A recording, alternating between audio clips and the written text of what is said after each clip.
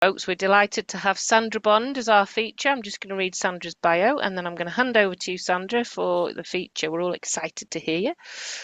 So Sandra Bond was born in Stoke on Trent, and 50 years of dotting around the world have not succeeded in ridding her voice of its native Staffordshire twang.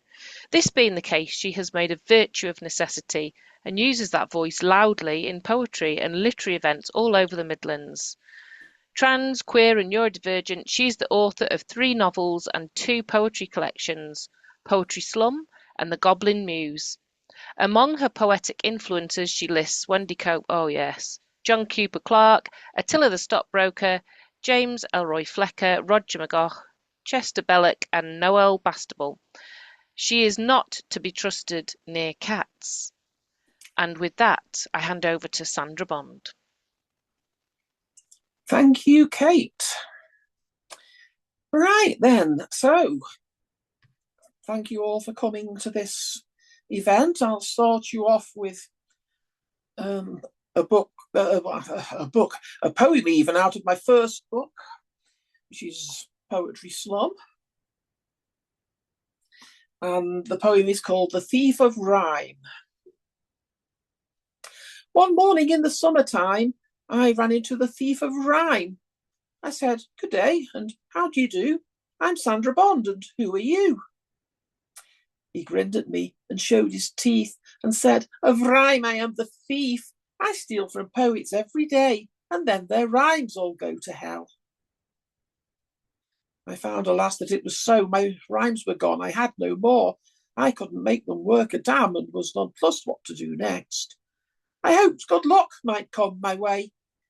Instead, I met the scansion thief, who took away my ability to make poems scan, and now they're as blank as a very blank thing indeed, and they don't even all have the same number of lines per stanza anymore. Oh, bloody hell.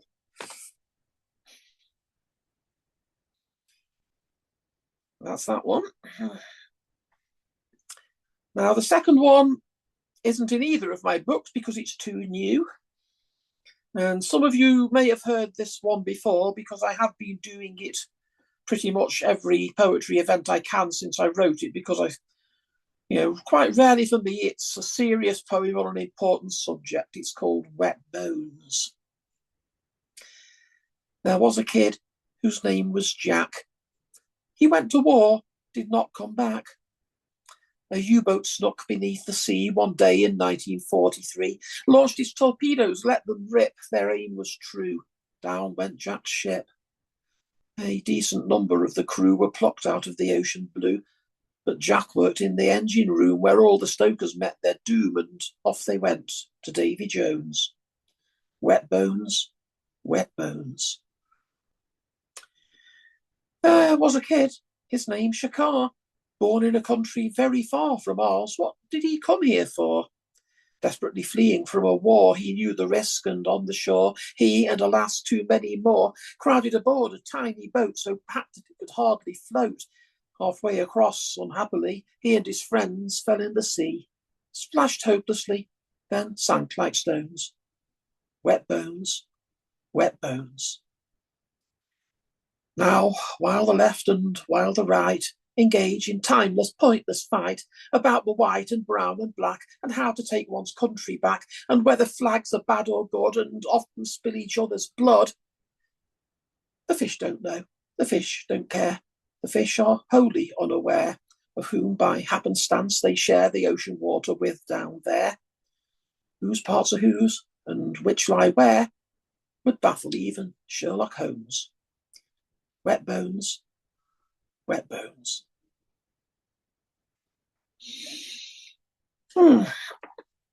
And whilst we're on cheerful subjects, I'll do another one that's from the first book. This one is pretty much the oldest poem that I ever still do anymore, because I wrote this one when I still lived in London, and I wrote it in response to a post that a friend made on social media, and that social medium in question was LiveJournal, if anyone remembers that. So that shows that this is about 15 years old, and My friend who made that post was working at the time in central London in Soho Square and reported that there had been a sprout there lying in the gutter for about a week and even the pigeons wouldn't touch it. And I thought that was a bit sad, and I wrote this poem about it called Sprout in Soho Square. There's a sprout in the gutter in Soho Square. It must be a week now that it's been there. It looks just the same as it did on day one. Green, round and lonely, its hopes are all gone. It should be in a kitchen. It seems so unfair. There's a sprout in the gutter in Soho Square. There's a sprout in the gutter in Soho Square.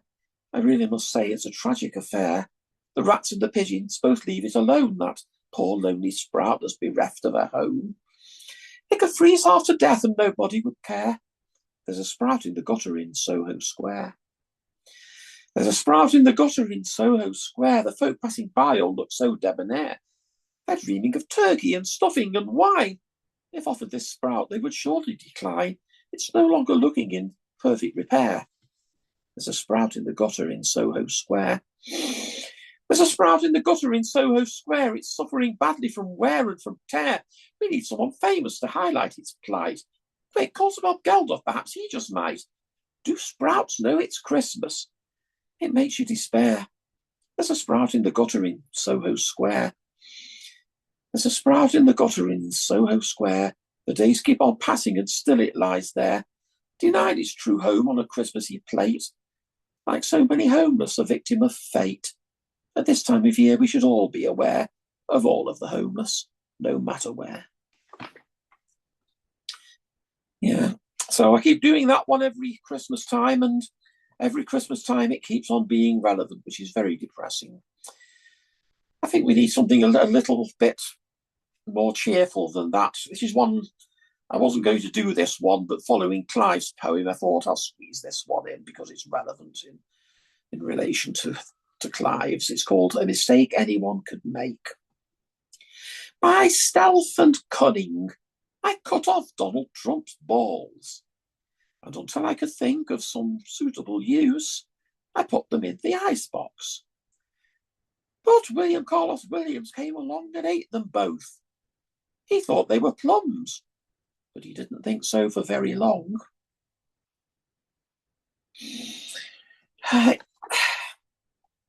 I think it's time I did something from the new book, The Goblin Muse. There it is. Been out for about a month now, and I'll give you the title poem from it, which is called, well, you could probably guess, it's called The Goblin Muse. Oh, Muse, I cannot do this alone, I said, throwing wide my arms, closing eyes, holding breath, expecting to feel a metaphorical embrace for a beautiful Greek woman who would inject with care and precision into my mind the requisite words for me to move from vague idea to poem finished, polished, perfect. I felt the embrace. I felt hands clasping mine. I felt something felt wrong. Opening one cautious eye, I saw that instead of my beautiful muse holding my two hands was a scrawny, ugly little goblin, snaggle-toothed, leering, lopsided, bushy eyebrow raised, as if to say, "Come on, turn this to verse." I'm not scared of a challenge, never was. Not scared to translate ugly things to verse. Not scared to write a mirror universe where bad things turn to good and better's worse. Not scared to splash around in the perverse. Not scared to venture off the metalled road. Some poetry works best in goblin mode. Right. Thank you, Ashley. That's very kind. You only love it because I wrote it in one of your workshops. Right. As Kate said at the start, I'm a big fan of the very wonderful Dr. John Cooper Clarke. And I have the theory that most people who perform live poetry at some point will have a go at writing something in the style of the inimitable John Cooper Clarke.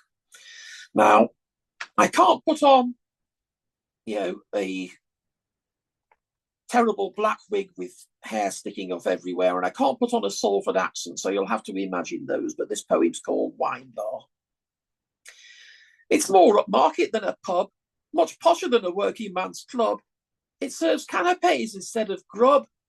It's a wine bar, baby. No need to get overheated. Come on in, chill out, be seated. In here, you'll be shabbily treated. It's a wine bar, baby. Fleet Street hacks and journalists all have this joint on their lists. Prop up the bar, drink, plonk, get pissed. It's a wine bar, baby. Red or white, even rosé. Fancy a glass of Chardonnay? £10.95 to pay. It's a wine bar, baby. A sip of momentary bliss probably doesn't go amiss. But as you drink, remember this. In the future, all wine is piss. Shout that at the abyss. It's a wine bar, baby. Hey. Yeah, that's another one that's in the Goblin Muse. Now, this next one I'm going to do is another one that's too new to be in either of my books. And it's another one that was written, with another poet in mind. Now, as I said, the Goblin Muse has been out for about a month. It was launched at an event, up in Buxton in the Peak District. And on my way up there, to put me in the right mood, I was listening in my car to some poems by the very wonderful Pam Ayres. Now, when I was, after I got there, I was sitting around waiting for the launch, looking at social media. Now, there's another poet again, Emma Pursehouse. Some of you may know. She's one of the poets, prattlers and pandemonialists who, runs the Wolverhampton poetry scene like the mafia. And she posted about how one day she'd found a flat cap lying in front of her house and started to wear it until something happened, which I turned into this poem. It's called Flat Cap from God. It's going to sound peculiar, but sure as I'm alive, one day I found a flat cap just sitting on my drive. I picked it up, examined it, and thought, how very odd. Am I truly the recipient of a free flat cap from God? I thought I'd try it on my head. It felt quite cosy there, and furthermore, it covered up a lot of my grey hair. I showed it off to my best friend. She said, well, fancy that. I think it suits you so much better than a hat. For the next few days, I sported it in every kind of weather. I loved it. God's flat cap and me, we always were together. Before long, I was wearing it with pleasure and with pride. It warmed my head for sure, but also made me glow inside. But then I met the fellow from the local carpet shop. Oi, give me back my cap, he cried, before I call a cop. Turned out his card refused to start one chilly day last week, and he'd hurled that cap away from him. Urged by a fit of pique, he flung the thing so hard it went across my garden wall. Turned out that flat cap was not a gift from God at all. It flew off like a frisbee and to his sight was lost. That cap which in his fury he'd intemperately tossed. I sadly gave it back to him, and now my head goes bare, no longer decorated by that cap so debonair. But I tried to be phlegmatic. Yes, I try not to be vexed. You never know. Maybe God might send me a tricorn next. Right, okay. This is the other one I wasn't going to do, but I've crammed it into the list because of all the talk earlier of Viennese whirls. This poem is called Half-Baked Girl. They took some ingredients, threw them in, mixed them roughly in a biscuit tin. When I came out, I was half burned, half raw, and I don't know which half's which anymore. I'm just a half-baked girl. I've got zero confidence in myself, so I hide at the back of the bakery shelf. I might taste good, but I don't look nice, so I wear a sticker that says half price. They put me back by a Viennese whirl. Ain't nobody wants a half-baked girl. I'm somehow both too sweet and too sour, got both too much and too little flour, and the flour's certainly not mother's pride. I'm both too dry and too moist inside, but don't overlook me. Please, half-baked girls don't have many calories. I realise that I don't look as enticing as a luscious Danish with sticky icing, but I've got a heart of pure strawberry jam. I'm surprisingly tasty, I swear I am. You needn't tell your friends that you've eaten me. Go on, have a half-baked girl for your tea. So I watch people eating cakes full of cream, but all of the while I can't help but dream that someone, somewhere, someday will succumb and eat me up to the very last crumb. There must be somebody in this world with a fondant fancy for a half-baked girl. Right, okay. This is another one from the new book, and it's another one that's sort of torn from the political pages of the moment. It's, you know, it's on a subject that I won't bother. I'll let you work out for yourself, but I think you probably will. It's called "You Must Have Imagined This Poem." You must have imagined this poem. It really doesn't exist. It's a figment of imagination, and it should be firmly dismissed. You must have imagined this poem. Just a trick of the wind or the air. There's no point in looking around for it. If you try, you'll find nothing is there. You must have imagined this poem. It could certainly never see print. So don't talk about it or mention it. Not a word or a note or a hint. You must have imagined this poem. Your eyes only see a blank page. No poet who wrote of such topics would be given a platform or stage. You must have imagined this poem. But nevertheless, it is real. And I am the poet who wrote it, and I breathe and I think and I feel. So here's to the poems and poets living life with oppression and fear. We don't fit in your scene that you think we're obscene. You say, we've never been, but we're here. Thanks. Oh, how are we doing for time here? Have I got to get a couple more in? Absolutely, mate. You've got time, okay. Yeah. Okay. Right, this is a brand new one. I've never done it before. It's only about a week old. Opinions are like arseholes, because everybody's got them. But people seldom go around and shout, hey, here's my bottom. But when it's an opinion, why, they don't know any shame. They'll shove that in your face before they've even learned your name. An arsehole isn't pretty, but a purpose it does serve, while opinions of the bothersome just get on my last nerve. With arseholes, usual traffic only travels outward bound, but to this there are exceptions, and here's one I have found. I do not like your opinion. It is bigoted and grotty. So take your damned opinion and stuff it up your body. Okay. Ashley wanted cat poems. Ashley gets a cat poem. Here's one called Tail. Prisoner of the flesh, prisoner of the skull, confined to human noises when I ought to have a full range of sights and sounds and smells in every different sense. Human words just can't describe the utter difference. Take it on trust, take it from me. The cat knows, the cat I see. Scent and movement, near and far, and triangle ears are your radar, and whiskers just as wide as feline body to help you glide through narrow faces you fit inside. A cat's every sense is amplified. All those at one end of the cat. Let's not forget that also at the other end we have a thing no human, commoner or king can boast. It's where all humans fail. They weep and wail to no avail. No tail. Cats' tails say more than their voices. Whether a cat is sad or rejoices, whether a cat is aloof or is proud, or happy to greet you with cuddles aloud. What says it all is the tail, the tail, the tail.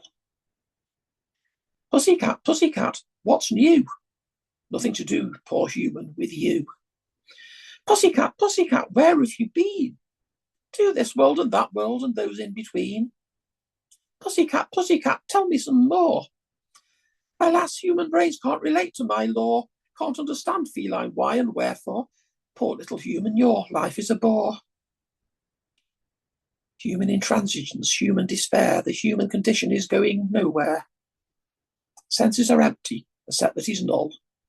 Prisoner of the flesh, prisoner of the skull. God. Space for 2 more?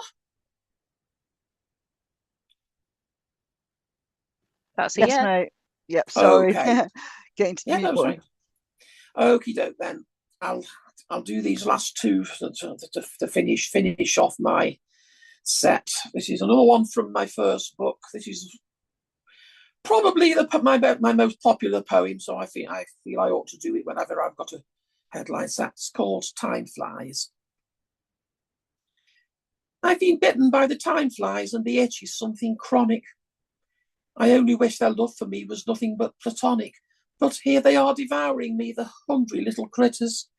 I've been bitten by the time flies. I just hope I taste bitter. I've been bitten by the time flies, and antihistamine won't cure me of their itching. It's the worst I've ever seen. I've been bitten by the time flies. It's driving me berserk. I'm scratching myself bloody, and even that won't work. I've been bitten by the time flies, and it is plain to see. Fruit flies like a banana, but the time flies just love me. They pounce on me and gnaw me, and they feed themselves so well that by the time they've finished, I am nothing but a shell. I've been bitten by the time flies. The time flies have sharp teeth. The scientists have told me there is no hope for relief. There is nowhere they can't find me. Their bites go on and on. I've been bitten by the time flies, and soon I shall be gone. Well, yeah, soon I shall be gone, but I'll just do one more to finish with then. And thank you, whoever it was who just said in the chat they could listen to me for hours. But you will get the chance to do so if you happen to be within range of Crewe on Wednesday, because I've got a whole evening doing poetry and also readings from my novels in Tom's Tap, or Real Ale Pub in Crewe. So yes, I'll finish off though with this one, which I wrote for National Poetry Day back in 2021, and it's called I Said Poetry.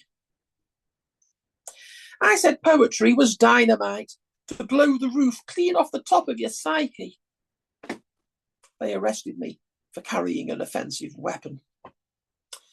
I said poetry was a crowbar that forces its way into the crevices and lockboxes of your head. They arrested me for going equipped. I said poetry was a drug that in its pure form leaves your mind blown and transported. They arrested me for possession with intent to supply. So now I say poetry is the air, invisible, intangible, all around you. You forget it's there, but you die without it. And what are you going to do about that, copper? Thank you all very much.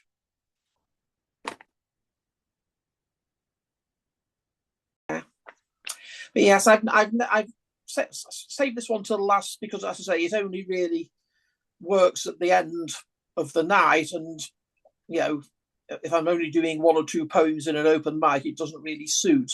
So I've never done this one before. But it's called a public service announcement. If you have been affected by any of the issues raised in tonight's poetry event, there are various options and several forms of support available to you. You can go to the website where you learned about this event. There you will find a page which urges the poets participating to use trigger warnings, but with no hint of any consequences if they don't. You can call the Annoying Poetry Helpline, where you will find a tired, third-rate Attila the Stockbroker impersonator gabbling ranting verse into your ear.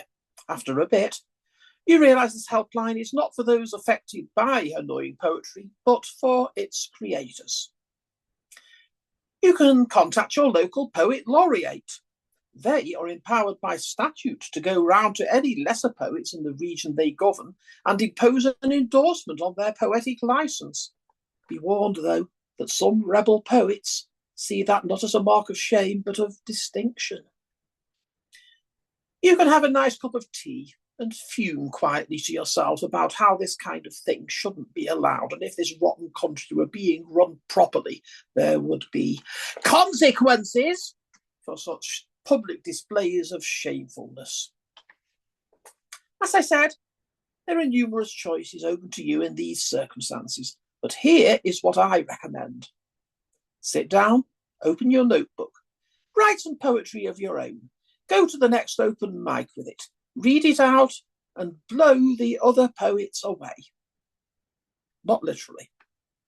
Then it is they who must decide whether they have been affected by any of the issues raised, and whether there is anywhere that they can turn to in order to find the support they suddenly find they need. Man hands on misery to man. It gets no better, only worse. Flush pens and keyboards down the can. Cold turkey style. Stop writing verse. Thanks all. Hope you've had a good night. I know I have. Hey, thank you, Sandra. That was awesome. Thanks for having the last word. Love it. And let's all applaud that before I hit. Woo! Come on, everyone. Show Whoa. your Yes. cake. Woo! Well done, Fantastic. Sandra.